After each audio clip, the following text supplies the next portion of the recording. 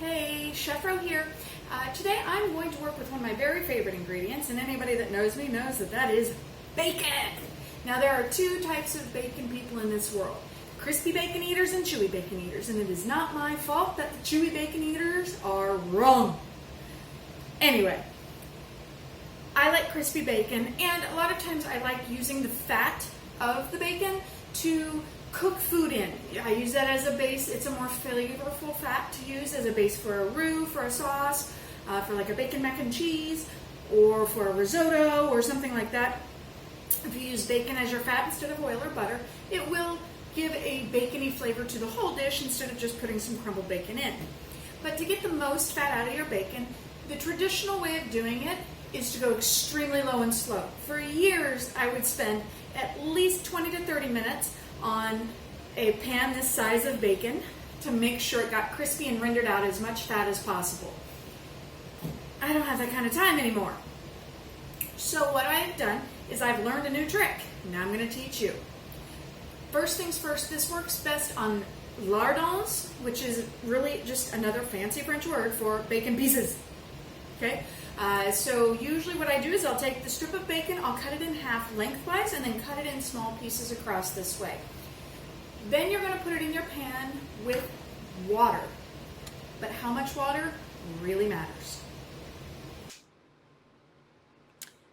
You can see here that I have just enough water to cover the base of the pan. You want to make sure that you don't go any more water than that, because if you go higher up in this pan, like up to here with water, you're going to have to wait for that all to evaporate off before that bacon will get crispy. What happens is the water allows the bacon to cook and some of that fat to melt out instead of searing the edges of it and preventing any more fat from coming out. That's how you make chewy bacon, but I want to make crispy bacon, and I want to make sure I get the most fat possible for cooking.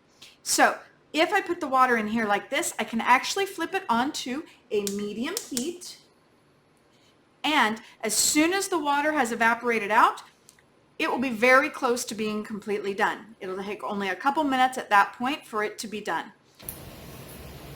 The other nice thing about doing it this way is that the water is going to prevent the bacon from burning. So you don't have to sit and babysit it.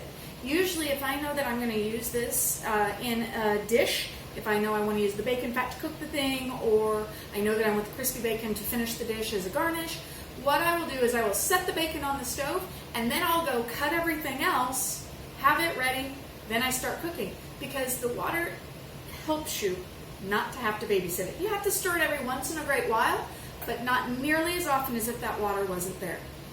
So in about probably 10 minutes or so, I'm going to come back and show you exactly how crispy this whole pan of bacon already is. It's now been about 11 minutes since I had this bacon going, and it is beautiful and crisp and lovely, and there is so much fat. In all fairness, this was pretty fatty bacon to begin with, but I rendered out the most fat possible, which means I have a lot of fat to use for cooking, or I can put it in the refrigerator and it'll stay good for a very long time, usually about a month, in the fridge.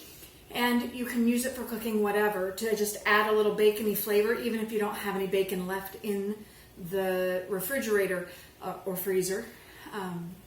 Tip on cutting bacon: frozen bacon cuts much easier.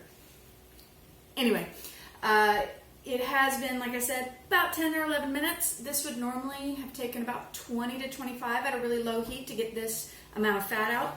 And also, if you do notice, I did use a nonstick pan, which in general I don't use very often, but for some very specific things.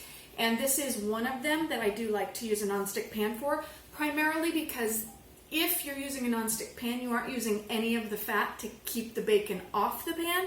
So you do actually get the most fat out of the bacon that is usable as possible. Okay? If you want to see, this is how crispy my bacon is. You can see how beautiful and crispy this bacon is, and you can see just the sheer volume of fat that has come out of this. So that is a very good cooking base, or as I mentioned, you could use, throw this in the fridge. It's great for frying an egg in the morning, right? And then it tastes like your bacon without having to actually make bacon. Okay, and the other thing about making bacon crispy like this is if you do actually cook it to crispy, you can leave this at room temperature for a full week and it will be safe because all the moisture has come out of it, and that's what the bacteria need to survive. So, fun factoid, crispy bacon, room temperature, airtight container. Anyway, now the thing is usually I'm going to cook whatever I'm going to cook straight in this pan.